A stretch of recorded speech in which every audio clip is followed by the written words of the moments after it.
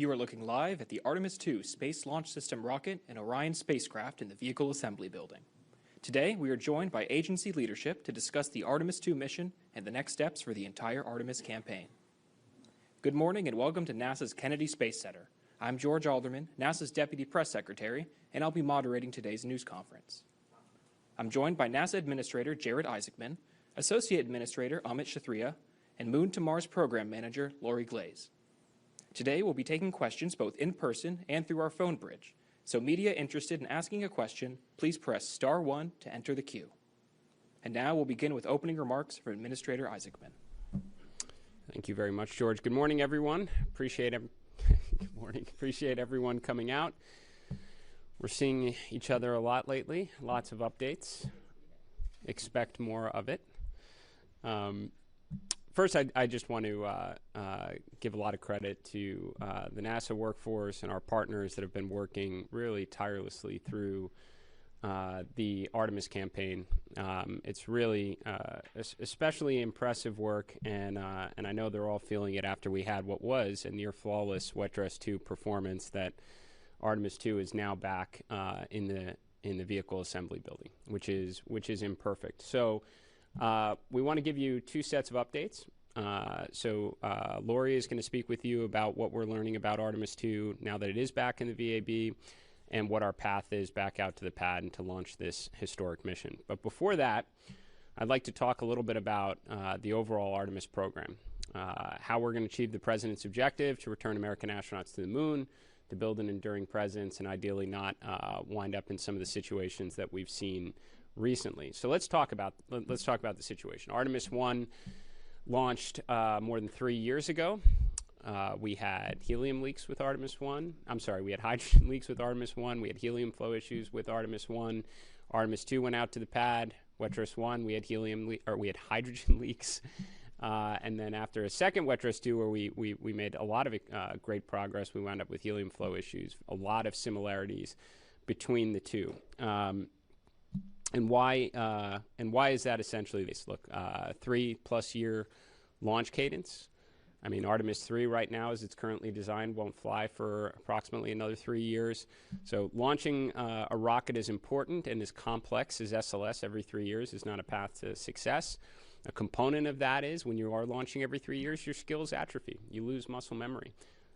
We've got a lot of really talented folks that have been working hard on the Artemis II campaign, and you know, whether they're going to want to stick around for 3 more years after this mission is complete is a question mark. This is just not the right pathway forward. And I'd say also, when you are experiencing some of the same issues between launches, you're probably got to take a close look at your process for remediation. Are you truly getting the technical root cause, or are you getting close to it? So we've got issues with low flight rate. And I would say a great way to exacerbate that problem further is to start making changes to vehicle configuration. SLS is a very impressive vehicle. We don't want to turn every one of them into a work of art. And then I would also say that having very big objectives, a wide objective gap between missions is also not a pathway to success. So we didn't go right to Apollo 11. Right, we had a whole Mercury program, Gemini, Apollo, lots of Apollo missions before we ultimately landed. Right now, our program is essentially set up with an Apollo 8 and then going right to the moon. And that is again, not a pathway to success. So what is the right way forward here? So first, today we're announcing a standardization of the SLS fleet to what we'll call essentially a near Block 1 configuration. So the idea is we want to reduce complexity to the greatest extent possible. We want to accelerate manufacturing, pull in the hardware, and increase launch rate, which obviously has a direct safety consideration to it as well. You get into a good rhythm, launching great frequency, you get that muscle memory. In order to do that, we need to rebuild and strengthen the workforce here at NASA. Now, this is directly in line with a workforce directive that I released several weeks ago. We have to rebuild core competencies. The ability to turn around our launch pads and launch with frequency greater than every 3 years is imperative. Now, some people ask me questions on that already as we've talked about this, and it's like, how are we going to do that? How we can go from 3 years to something significantly less, to what I think should actually be inside of 1 year? And I'll point you to our history We have a nice infographic that's coming out from Mercury, Gemini, Apollo through the shuttle program. I don't think it would surprise many of the folks in the room that our average launch cadence was closer to 3 months throughout all those programs, not 3 years. In fact, if you want a history tidbit, you look at the time when Apollo 7 splashed down to when Apollo 8 launched, you're approximately 2 months apart. We need to start getting back to basics and moving in this direction. So rebuilding the civil servant workforce and restoring core capabilities. Again, that will directly contribute to NASA's launch cadence, where we're going to endeavor to get our launches inside of a year, specifically down to potentially 10 months. And then we are going to add missions. In fact, we're essentially going to pull in Artemis II to launch in 2027 with a revised mission profile. So instead of going directly to a lunar landing, we will endeavor to rendezvous in low Earth orbit with one or both of our lunar landers, test out integrated operations between Orion and the landers, ECLSS systems, even to the extent possible, if we can get up development components of our XEVA suits to test out vehicle interfaces, even just getting an astronaut in a suit in microgravity, we can learn a lot with the idea that we should be learning. And take this information back to inform hardware development, whether it's in the landers or in the suits before Artemis IV, where we will attempt to land on the moon. We are also, as a component of the strategy, endeavoring to preserve up to 2 landing attempts in 2028. So if we get it inside of the 10-month turnaround time that we would like to see, Artemis II will launch on its historic mission in the weeks ahead. Artemis III will have its opportunity, if we can, by mid-2027, which sets us up for an early 28 and a late 28 opportunity. So that is the approach that we are taking at a very high level. I will tell you, we're not surprising our industry or our stakeholders at this press conference right now. We've been having these discussions for a long time. In fact, I give a lot of credit to NASA and its team. No one at NASA forgot their history books. They knew how to do this. They've had plans like this for a long time. Now we're putting it in action. We had a chance to have these discussions across all of our industry partners, all of the prime contractors on the SLS vehicle, both of our HLS landing providers. Everybody agrees this is the only way forward. And I'll say had similar conversations with all our stakeholders in Congress, and they're fully behind NASA in this approach. They know this is how NASA changed the world, and this is how NASA is going to do it again. With that, I'll hand it over to Ahmed. Thank you, sir. Let's see, the path forward that the administrator laid out, I think, is pretty clear. It reduces risk, it strengthens our ability to execute these missions, and the campaign ahead of us. It reflects the adjustments that we need to keep our schedule credible and our teams focused on what matters most, which is safe and achievable missions. And also, I think it's important that we talk a little bit about the Artemis II crew. This is for them also. When they get on top of that rocket, they need to know that they're doing it as part of a step, as part of a plan that's going to work. That they have said many times they're doing this mission so that their teammates can walk on the moon. They need to know that they're going to get on top of that rocket so that we're going to give them a plan for the rest of the team that's going to be assigned, that's going to go do this work to actually get to the moon. So our update today reinforces that commitment to them. And when we ask them to take that risk, when we take that risk together, that they're doing it for a reason. So we're going to build that program grounded in safety, incremental learnings, technical excellence, and long-term sustainability. So I think it's, our commitment to flight readiness, this is not about slowing down momentum. This is about increasing it, about making sure that we are focused on the right things in terms of how we execute the program. We need to get back to doing the workforce initiative that the administrator has directed us to implement is the absolute key ingredient to this. We need to get our teams working side by side with our partners outside and get this work done. So it's challenging, it's ambitious, but with this course correction, we are on a more stable foundation, a more realistic path to the milestones we have ahead.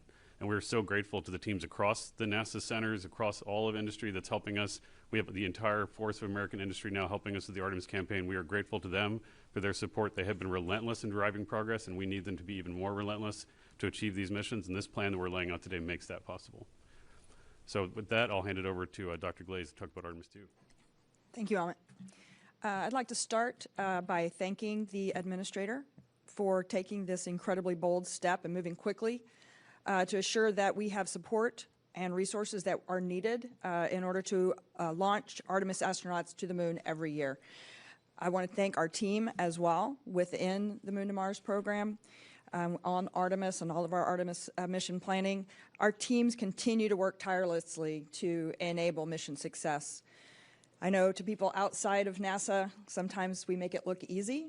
What we are doing is anything but easy, and we've seen that with the challenges that we've encountered. I've said time and time again that our team rises to challenges and they meet any bar that is set.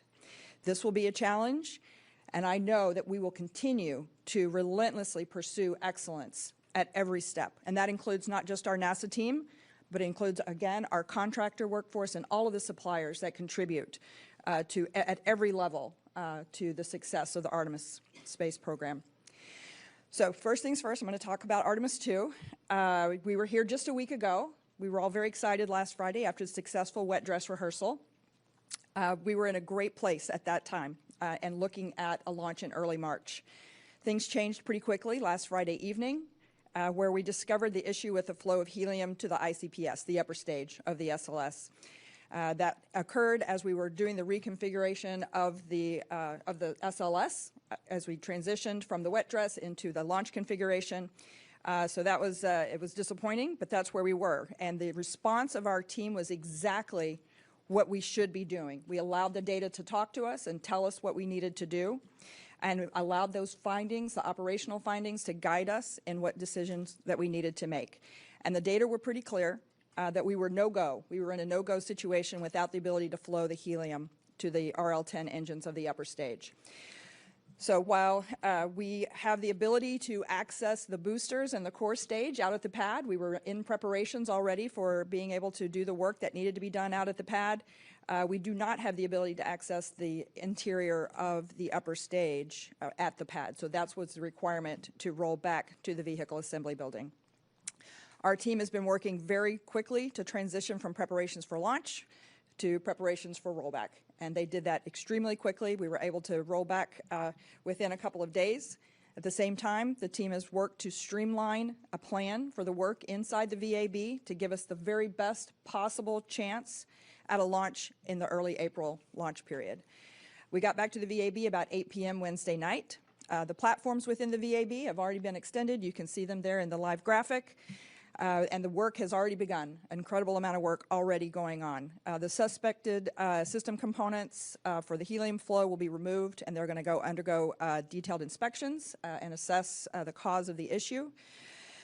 We hope to get down to the root cause of that and make changes not just to the hardware but to our operational procedures so that we don't encounter the same issue again when we roll back out to the pad. In addition to determining the cause of the helium flow issue, the teams are also going to do a number of other things while we're in the VAB. We will replace the batteries in the flight termination system and conduct another end-to-end test to meet the Eastern Range safety requirements.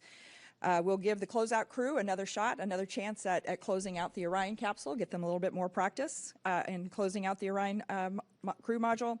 And then also the seal on the tail service mast umbilical that supplies the liquid oxygen to the rocket before liftoff, that is also going to be replaced to ensure a tight configuration.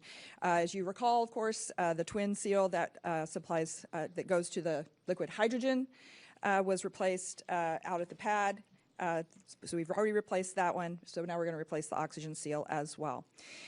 And at the same time, we're also going to be reviewing the items that are already stowed in the Orion crew module. There's some of those time out, and we need to replace them, so we'll be doing a little bit of that as well. We will continue to provide updates, regular updates of how we're progressing within the VAB and our plans once they solidify on when we roll back out. We will definitely let everybody know. And just again to return to Administrator Isaacman's statements, beyond Artemis II, I know that our team is up for this challenge. We are ready, and we are ready to get started on that. Thank you. Thank you. We'll now take your questions. Please ask one question at a time so that we can get to as many of you as possible. We'll circle back if we have time. We'll start with a question here in the room, but if you're joining us via the phone bridge, please press *1 to enter the queue. I'll take our first question. Will. Hi, thanks. Will Robinson-Smith with Spaceflight Now. Thank you all for taking the time this morning. To the administrator or associate administrator, the plan for the revamped Artemis III to rendezvous with one or both of the HLS providers. Can you speak to the importance of that component of doing Artemis III in low Earth orbit, and I guess how soon, given where both of those HLS vehicles are, how feasible that might be to dock with them as opposed to just sort of rendezvousing and getting in proximity with them in low Earth orbit? Thank you. So I'll begin and welcome Amit's additional inputs on this. I think one of the one of the challenges, but is also one of the greatest opportunities that comes from both our HLS providers, is the ability to return America to the moon, not just, again, for the flag and the rocks, but to be able to actually build out that enduring presence. So what they're taking on is technically very challenging, but a lot of that involves, whether it's on-orbit prop transfer or rapid reusability, because it necessitates lots of launches. We don't find ourselves in that situation for a low Earth orbit rendezvous. So this is an opportunity to test out the vehicle. We know they're capable of doing is not as much the technical process. The most demanding process is how to get that vehicle to the moon. So it's a perfect opportunity for us to test the interface out between Orion and that vehicle, to actually get humans in the vehicle, start looking at the ecosystems. This is all going to help take down risk for a subsequent landing. Yeah, I think for Artemis II, we're doing on-orbit handling of the vehicle to test out rendezvous techniques. A low Earth orbit rendezvous is a bit more challenging than a LEO rendezvous, just because the external environment, the external torques are different. But as the administrator said, I mean, this was in the plan. We have to be able to mate with these vehicles. We have to dock. We have to ingress. We have to do those things anyway. But the point of the sequence is to really recognize the production risk in the Enterprise and the development risk. The production risk is the flight rate on the Earth Ascent Systems, SLS Orion. The development risk is prop transfer. So the way to burn a common target there, if you will, is to conduct a mission that accepts those risks as real, and but still make as much progress as we can, to challenge both the production side and the development side at the same time. Take our next question. Yes. Thanks. Irene Klotz with Aviation Week. For anyone who wants to take this, does the revised Artemis III architecture require, or would you like for any of the HLSs to demonstrate the on-orbit refueling component, or does that fall off for Artemis IV? And for Artemis IV, if you're looking to fly in early-ish 2028 and you need a new upper stage, presumably it's still LOX and LH, what's available on that short notice? Yeah, I think, first, we're not going to get into any specific manufacturer's name or the associated contracting process. Beyond that, as I mentioned, we've been discussing with industry this strategy for several weeks right now. Everyone acknowledges it's the right path forward. So we obviously have confidence in our ability to source and integrate, a more standardized second stage to fulfill missions beyond Artemis III. In terms of our HLS providers, they've both, I think, very publicly submitted proposals for their acceleration strategy that does take down some of the, the technical risk associated with the proposal. And we've said publicly that we support both in this regard. I don't think that what you're referring to, like on-orbit prop transfer, is necessarily going to be required for the demonstration that we are imagining for Artemis III.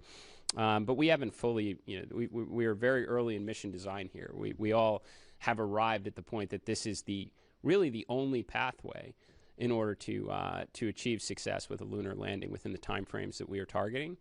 But I think part of the reason to do this in low Earth orbit is it does not necessarily require what both HLS providers will eventually necessitate, which is either lots of launches or on-orbit prop transfer to get their vehicles to the moon. Take our next question over here. Thank you. Ken Kramer, Space Up Close. I think this is fantastic, what you've proposed here. It's exactly what's needed. So can you talk about these landers a little bit?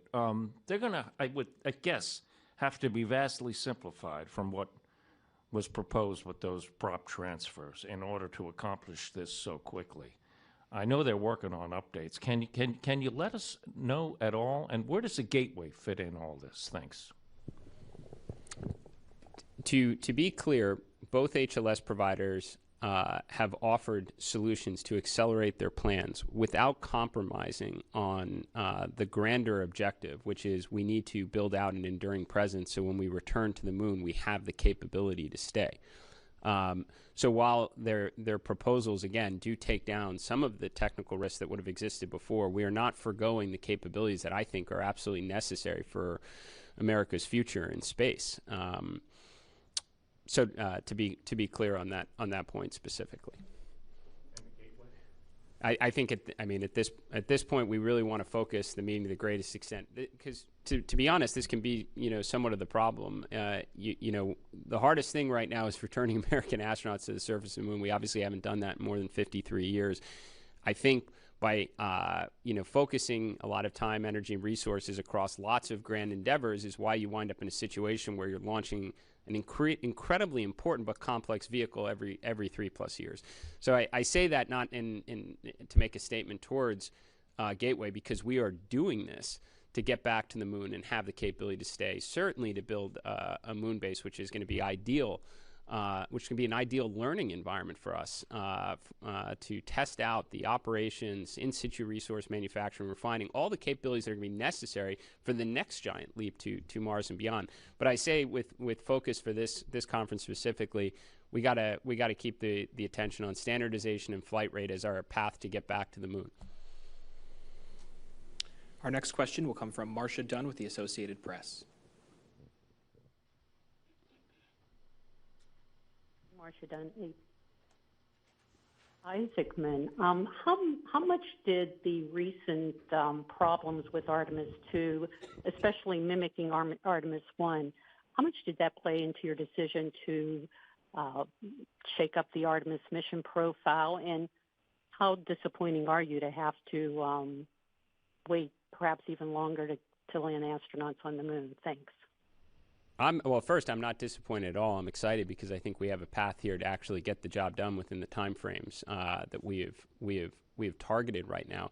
I also, I guess, want to point out this is something that NASA has known. As I mentioned before, no one here at NASA forgot their history books. The plans to do this the right way have existed for a long time. We are in a fortunate position right now where you have a presidential national space policy which aligns whole of government on what's necessary.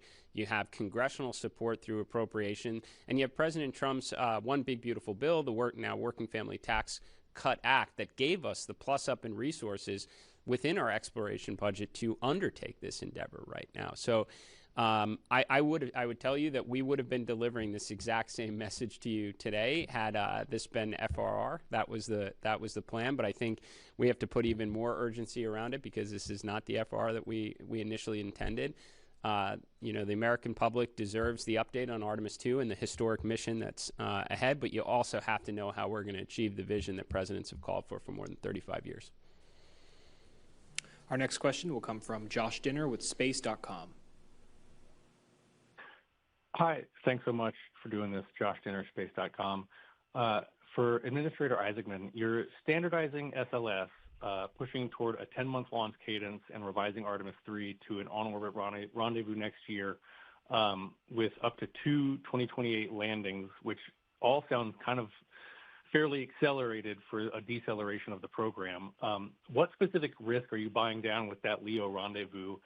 And are you anticipating demonstrations with multiple HLS vehicles on that mission? And how are you ensuring that schedule itself doesn't erode margins the Safety Advisory Panel has already warned are thin for Artemis III? Yeah, so actually I think what we're doing is directly in line with what ASAP asked us to do. I mean, look, just zooming out here, I think it should be incredibly obvious. You don't go from one uncrewed launch of Orion and SLS, wait 3 years, go around the moon, wait 3 years, and land on it. That's what our ASAP committee took issue with. That's what we've acknowledged inside the leadership of NASA. NASA's been working on these plans knowing this is not the right approach. There has to be a better way in line with our history on it. Again, we did not just jump right to Apollo 11. We did it through Mercury, Gemini, and lots of Apollo missions with a launch cadence every 3 months. We shouldn't be comfortable with the current cadence. We should be getting back to basics and doing what we know works. So How are we going to buy down risk on it? I would certainly much rather have the astronauts testing out the ecosystems, the integrated systems of the lander and Orion in low Earth orbit than on the moon. Like them to get in the suits for the first time, even inside the vehicles. Doesn't necessarily have to be an EVA before they actually walk on the moon in them.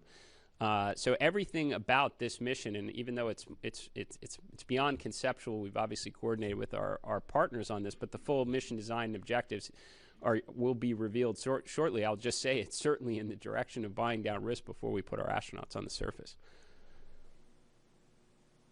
And our next question will come from Richard Trudeau with the Orlando Sentinel. Hi, thanks. Calling for the car, so hope you can hear me well. About the increase in workforce, the civilian workforce, what does that mean for like personnel at Exploration Ground Systems, or specifically Kennedy Space Center, or the agency overall? And is there a concern about the flow of hardware from Orion or SLS? Potentially, are you going to have an Orion capsule for potential Artemis 5 in 2028 at this pace? Thank you. Yeah, so I'll kind of work backwards from there. As I mentioned before, we're not here today to surprise industry and our stakeholders. We've been having these conversations for weeks now. I've spoken to the leadership at every one of the prime contractors that contribute into the SLS program. Everyone's behind us, and they've all said the exact same thing. This is the only way to get the job done. So there's a lot of work we have to do here at NASA to prepare. Part of that goes to the second component of your question, which is we got to rebuild our core competencies. Now, does this mean the overall workforce count increases at KSC? I don't know the answer to that specifically. I would say that there's a lot of contractors which do fantastic work that should be civil servants. That's kind of the heart of the workforce directive right now. 75% of our workforce right now is contractors. I think a lot of them should be civil servants. I think we should have those capabilities in-house. We should have the ability to make changes and adjustments as we see fit, because we are NASA. We did all this the first time. We know an awful lot. And this is going to be our kind of pathway back to the moon. So lots of collaboration with industry. They understand what the ask is. They know we're going to need to pull in hardware. That's why we're standardizing the configuration. You're not going to be able to do that if every rocket is a work of art. You're going to inevitably learn the same lessons and over again. So standardize, increase production, pull everything in, which allows you then to increase your launch rate. And yes, we need to rebuild a lot of our workforce here too. Bring them in as civil servants and get back that muscle memory to turn the pad in less than a year, because we've done it before and we can do it again. And our next question will come from Eben Brown with Fox News. Hi, good morning. Thanks for doing this. I think this question is probably best for the administrator. When President Trump first announced the Artemis project back in 2017, he wanted to see a lunar landing by 2024. That was obviously not missed. This, despite perhaps being an integration of better practices, does once again push that goal a little further into the future. The president hasn't said much about this really at all, I don't think, but what's the overall attitude coming out of the administration here? I mean, are they happy with this, not happy with this, or how does the agency itself react to that pressure that may or may not be there coming from the administration to keep this on track as much as possible and make sure that there aren't unnecessary slips in timelines? So to be clear, President Trump loves space. President Trump created the Artemis program. We obviously resumed operational flight for our astronauts to and from space during the president's first term. He created the Space Force. He signed a national space policy on my first day on the job in the Oval Office that not only recommitted American astronauts to the moon, but to build out a lunar base, and not only that, to start making investments in the next giant leap capabilities like nuclear power and propulsion, so we can, eventually have American astronauts put the stars and stripes on Mars. I've spoken with him numerous times leading up to my second, nomination for this position about our strategy, the importance of the lunar base. He checks in with great frequency. The Artemis II astronauts were at the State of the Union. I was as well. This is a priority for the administration. I think that, there are There are certainly questions of why we didn't make some of these decisions like we are today in terms of standardization and increasing flight rate in the years past. I think President Trump wants to correct that now, and he's given us all the ingredients to do it. A national space policy, congressional funding, and the plus up from the One Big Beautiful Bill is what enables us to undertake this course right now of standardization and acceleration for an achievable path to get American astronauts back on the moon before the end of his term. I know he's fully supportive. We'll take the next question now. In the back in the beige, please.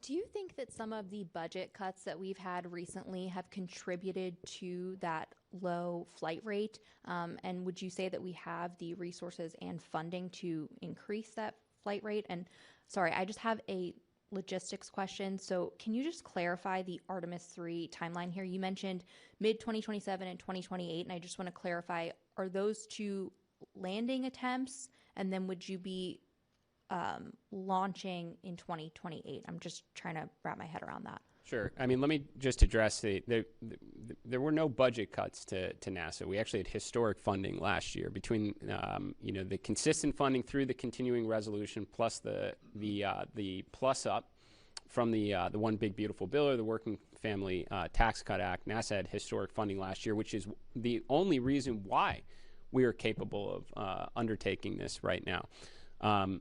So I just pause on that point. In terms of, again, to be very clear, because I know we're moving around here a little bit, Artemis II is going to launch in the weeks ahead, 10-day mission, historic mission to go around the moon. It's going to allow us to test out the Orion spacecraft.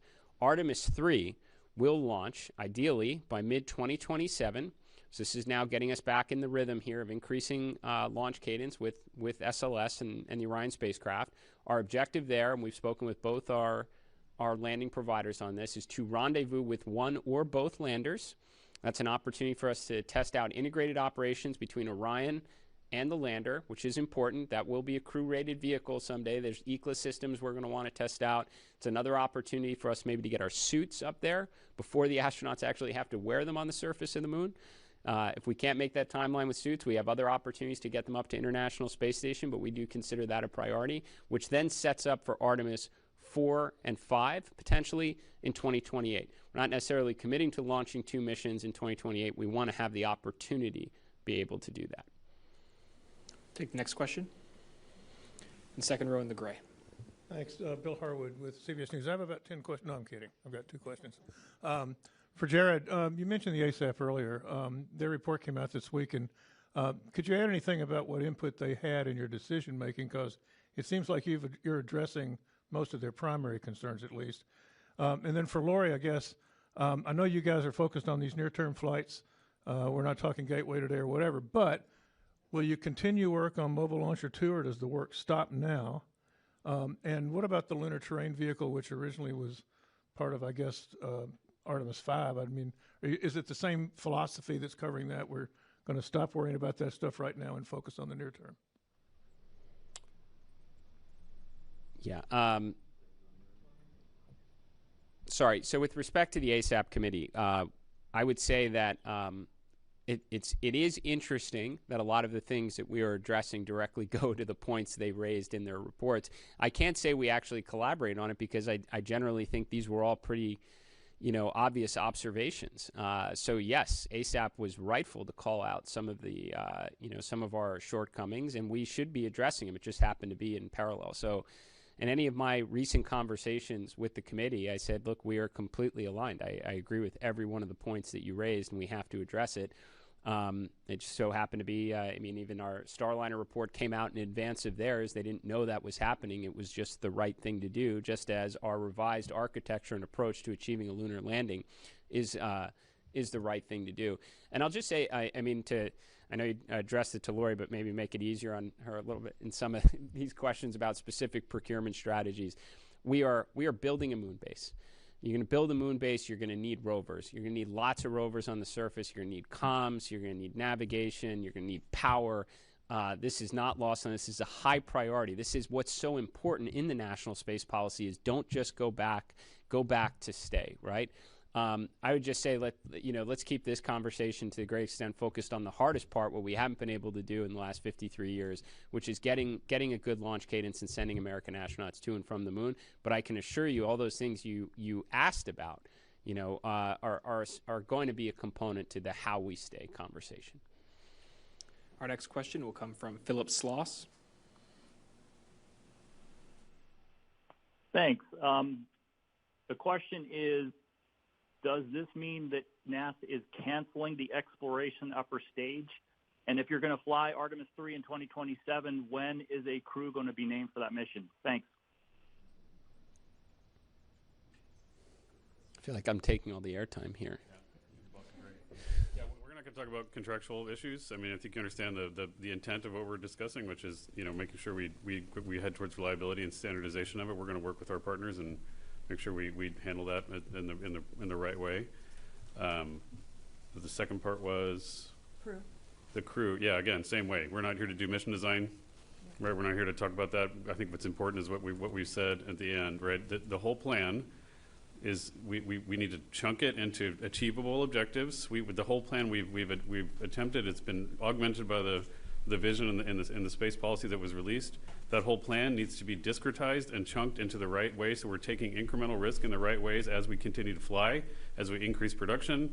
That increases reliability, it increases safety, and we're going to do all that together while we increase our training rates and everything else. So that's all part of the integrated plan. We're not going to do a whiteboard session on mission design here, but I can assure you that we've thought through the top level objectives, how they devolve into lower level objectives, and how we're going to put them into these missions.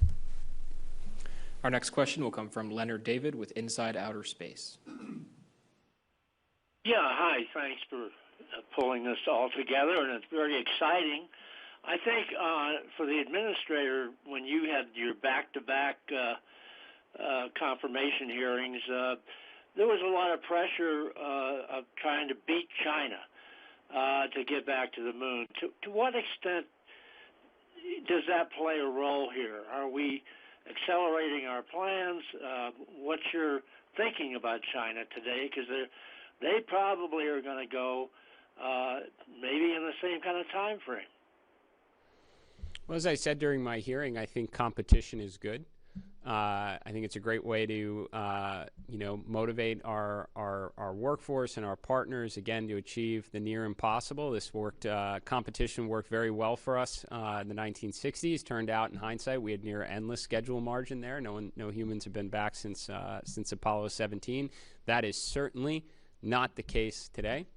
I'd say this is a very, very close from a timeline perspective. All that said, again, I think competition is good. We're here talking to you about what is a common sense approach to achieve the objective, whether we had a great rival in the running or not. If we're committed to going back to the moon, we have the resources to do it. We have a presidential mandate to get the job done. What is an achievable strategy regardless of the competition? And I can tell you, launching every 3+ years is not the right approach. You asked about the crew for Artemis III. Ahmed is totally correct. We got Artemis II ahead of ourselves right now. We still have to get through mission design. You assign a crew that gives you the best chance of success. But I'll tell you, you've all had an opportunity to really get to know our Artemis II astronauts over the last couple of years. It's actually not the desired approach. We'd like to announce a mission, tell you the objectives, here are the crew, and then fly it inside of a year, and then you start getting to know the next crew. It's kind of how it worked in the 1960s. We're going to try and get back to that now. And our next question will come from Eric Berger with Ars Technica.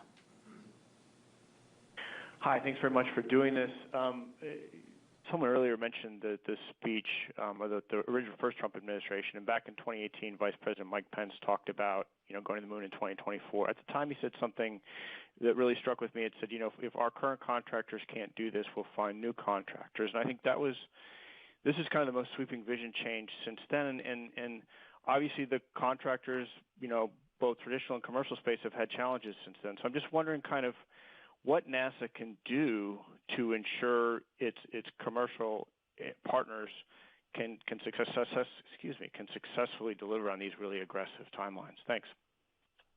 I would just say that similar to a recent conversation we had with all of you, this is largely about NASA. we talk about why we've struggled, our shortcomings. I look internal first. What could we have done differently? That's why we're having this conversation right now. I didn't have a conversation with any of the prime contractors, any of the partners as it relates to this acceleration plan where they said it couldn't be done. They just didn't have the conversation really up until now on this. And I'm sure there's a lot of reasons for it, and I've said some of it before. We had a pretty, I won't say, singular focus in the 1960s of getting to the moon, because we did a lot of great science and exploration at that time, but we generally were focusing on a couple key needle-moving objectives, which I talked a lot about during my hearing.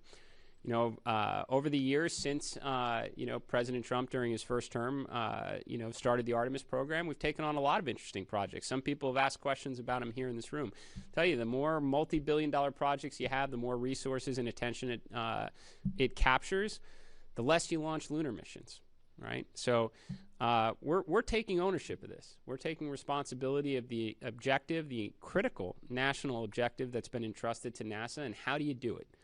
Well, you talk to your partners and you tell them we're going to have to start making some decisions. We're going to standardize. We're not going to turn every rocket into a work of art. We're going to increase launch rate. We're going to do it in a logical, evolutionary way. We're not going right to Apollo 11. That makes no sense. What can we build up to gain confidence so that when we do embark on the true landing, we have the highest probability of success? That's what we're doing right now. So I'll tell you, today this is a NASA story. Not saying we don't come back to you in a year and say that we have to make some adjustments here with the vendor, but right now this is something that we need to own, and that's what we're sharing with you. Next question will come from Ken Chang with the New York Times. Hi, thank you. So with this revision, you're using up, through Artemis 5, you're using up the SLS Orion that's mandated in the big, beautiful bill. So I was wondering, Mr. Eichmann, are you thinking about the follow-on architecture that you've talked about after that? Well, I think I've been, I'd say certainly our number one focus is what Lori spoke to you about previously, which is Artemis II. That's our near-term, it's the most important human spaceflight mission in more than a half century. We owe you an update on how we're going to get to the moon, so we don't wind up in a situation where our vehicles are going back and forth to the assembly building. And we've got enough in front of us on that. But that said, I said it at the initial rollout conference. I've said it many times since. President Trump created a program to return to the moon, to build out a moon base that's going to require lots of missions to and from the moon, crew and cargo in a very affordable, repeatable way. This architecture will naturally evolve just as it is today. I can't tell you exactly what Artemis 10 looks like. I bet it's going to look very different than what Artemis 5 is going to look like, as I'm sure it will be for Artemis 50. That's the idea when you say you're going to go back to the moon and be able to stay. We'll take our next question from the room. Up front in the yellow. Jean Wright, Space Up Close. I'd like to know what the altitude will be, the lunar landing rendezvous. Would that be low Earth orbit or distance from the Earth? Just curious. Thank you.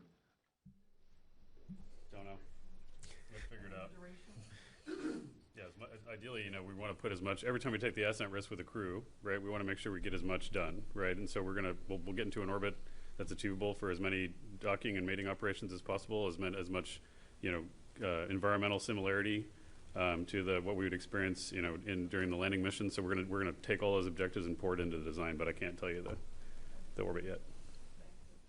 Our next question will come from Kristen Fisher with The Endless Void.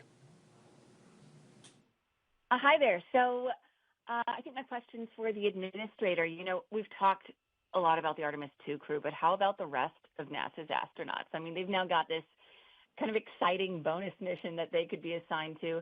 How did you all inform them about these changes, and how soon after Artemis II returns do you all anticipate naming the Artemis III crew? Thanks. So I've shared this, this program change, this direction change for achieving the lunar landing with the Artemis II crew. I've also had a chance to speak with leadership from the astronaut office. I don't think anyone was surprised. Like I said, there's no one who comes to work at NASA that forgot their history book. They know how we got there before. I'd also say generally astronauts prefer to be in space as often as possible, so this is probably welcome news. Yeah, I think everybody is pretty supportive in this direction. In terms of the Artemis 3 astronauts, like I said, we're not going to get ahead of ourselves on this. Artemis 2 is coming up first. We're going to use this time to kind of go through mission design with our HLS providers. What do we think is achievable? What are the most pressing objectives? I think obviously high level, we know what will help buy down risk for the landing. And then you assign a crew that gives you the best chance of success based on those objectives. I hope you get to know them well, cheer them on, support them, and then meet the next crew shortly thereafter. Our next question will come from Joey Roulette with Reuters News. Hey, thanks. Question for Amit and Jared, whoever wants to answer.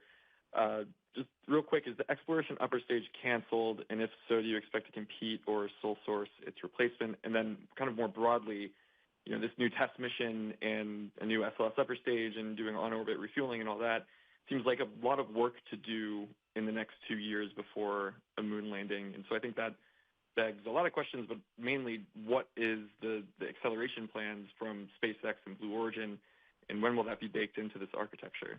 Thanks. Okay, so I'll go back to, we're not talking about contractual issues. We're not going to talk about that. We have the full support of our industry partners to make sure we standardize the configuration and do the right thing. So we'll just leave it at that. How we're going to do this, in terms of the hardware we have available, I think it's also important to recognize, we didn't just decide to do this today without making sure we assess the inventory of the hardware that we have available and the program. We've been talking about this, as the boss said, in the program for a while. Just to make sure, because we understand the risk profile. We have a unique confluence of support and vision and leadership that enables us to do it now, which is why we're doing it now. But to be clear, we rolled out a V3 Starship just yesterday. CSM-3 is in the factory already. It's about to be mated together. The heat shield's ready to go. We're going to mate both of them together. CSM-4 is also being populated with hardware. ESM-4 has been delivered from Bremen. The core stage, the top 4 fits, the core stage number 3 is at Michoud, ready to be shipped here in a couple months. With the engine section 4 of Artemis 3 is already here. The barrels for the Artemis 4 core stage are being rolled. We have all the tools available there. ML2 is 90% complete. It can be configured however we need to. All of that hardware is flowing towards the Cape. We just need to get on with it. We have to get our workforce side by side with the teams out in the field, put this out there and start working on the hardware, start focusing on the right things and do it. We can do it. We need the energy, we need the vision, and we need the plan to make sure we go do it, and that's what we're going to go work on. Next question will come from Jeff Faust with Space News. Good morning. Question for the administrator. Over the next few years, do you think these changes will result in sort of a net cost savings by standardizing SLS and not developing the Block 1B version, or additional costs by accelerating the pace of missions? And then maybe just a quick question for Lori on Artemis II. When do you need to roll back out to the pad to be able to support a launch in that early April launch window? Thank you. Yeah, so I'm not going to get into the P&L here. As you mentioned, there's obviously some puts and takes. If you standardize the vehicle, not every one of them again is a work of art. You're going to save costs. This is what all of our manufacturers have been asking for. It's why everyone got around this program so quickly. No one likes to do lots of one-offs. Same is applicable for how we want to approach our lunar landing. Like let's define some criteria and template this out. I'm sorry, this was respect to the moon base. And then you can forecast lots of demand to industry so they can get good at what you need them to do. So everyone, I'd say, is pretty aligned on that. Now, at the same time, we're also asking people to work faster. We're talking about hiring and bringing in workforce. So there are areas where we expect savings as a result of this approach. There are areas we expect to spend more. We do believe that we have the resources available to achieve this. I guess leave it at that. Yeah, and as far as the rollout question, we are working diligently to make the changes that I mentioned at the beginning, the work that needs to be done within the VAB. We will need, at least, a week and a half or so-ish out at the pad to prepare for launch. I'll certainly provide an estimated rollout date when we have that available. Next question will come from Micah Maidenberg with the Wall Street Journal. Hey, good morning. Maybe for the administrator, could you explain a little bit how the new Artemis plan was put together? Was this something that was on the shelf when you started or brought in with you or came up after starting? Is there the person who's like kind of the brainchild for this plan? Thanks. Yeah, I'd say that this was, we gravitated towards this very quickly. And, when, look, obviously, again, it's a huge team effort, but when Amit and I started discussing this subject, he said, we have a plan. So again, there's a lot of people here at NASA didn't lose their history books, understand the right way to go about achieving, an incredibly challenging objective like this. Now, if there is, as Amit has also pointed out, we are in a situation now where between a national space policy that aligns whole of government, congressional appropriations, and the plus-ups from the One Big Beautiful Bill, we can act on a plan that gives us the highest probability of success. We'll take our next question up here in the front row. Hi, Cameron Schwartz with the Launchpad Network. Thank you for your time and all the updates today. I don't want to get ahead of myself, but I did want to ask about the increased cadence and what sort of mission profiles that unlocks for you guys. And do you expect SLS to kind of be a big part of building the moon base?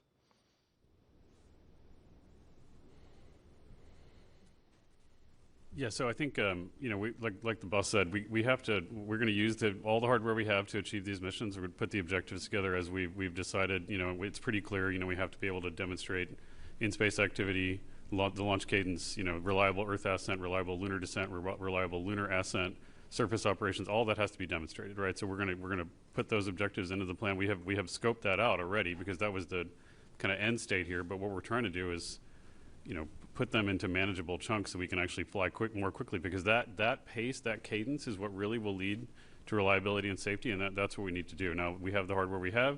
We're going to do everything we can to utilize it to the maximum extent, and then as we said, we have all of industry supporting this, and so whatever hardware we have going forward, we're going to take advantage of to provide that regular cadence.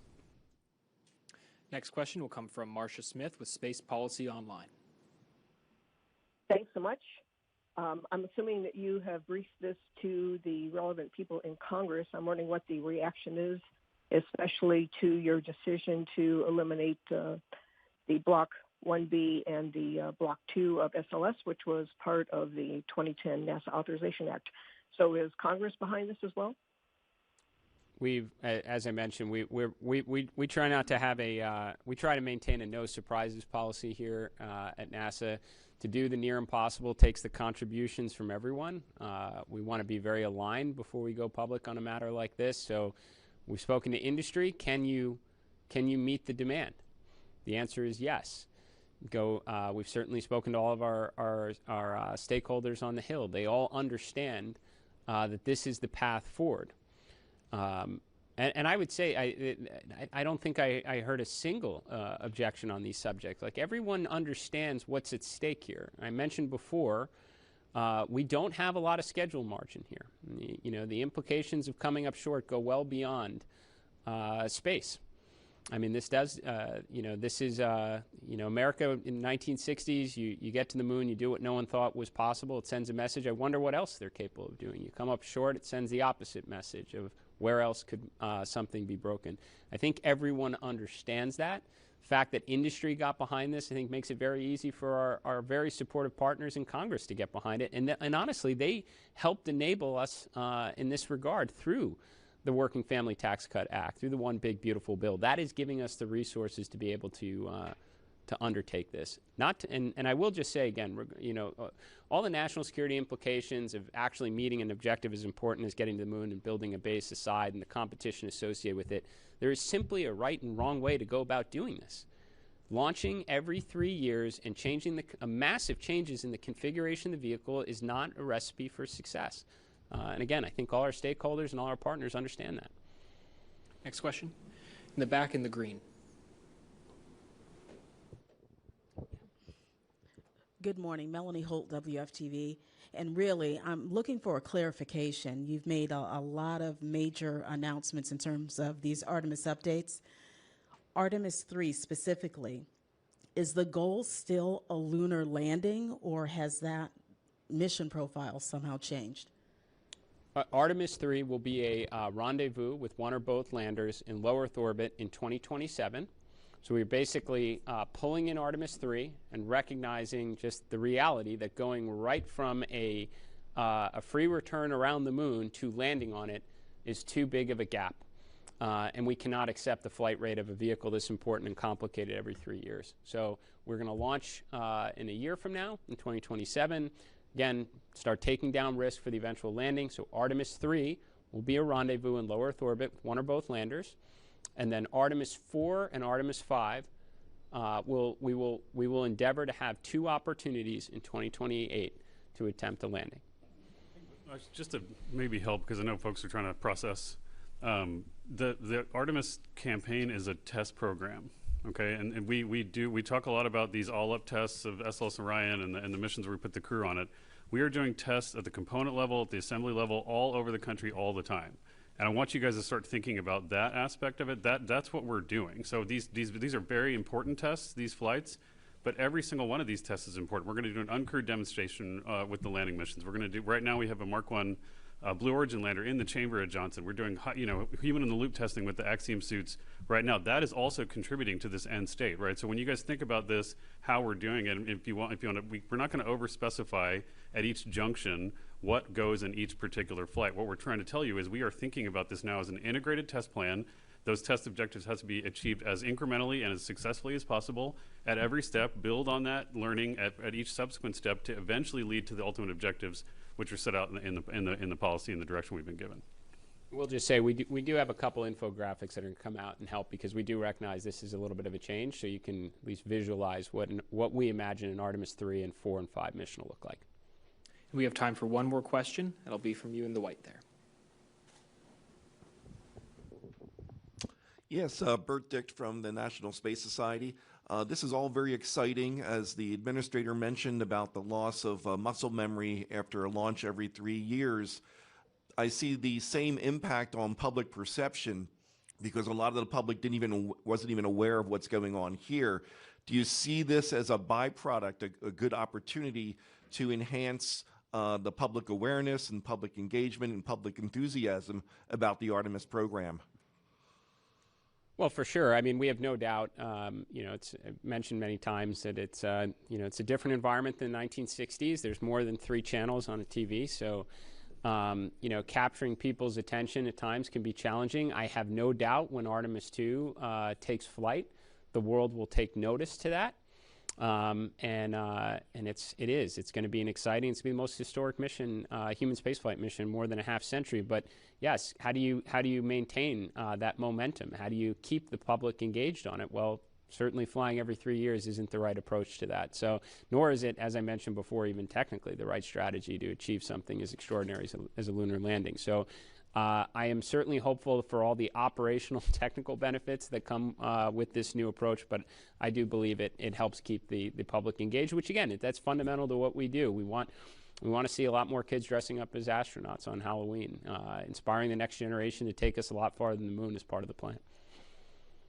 That'll conclude today's news conference. Thank you to all of the media who joined us and for your continued coverage of America's return to the moon. As a reminder, you can follow along with the mission at nasa.gov/Artemis. Thank you, and we'll see you next time.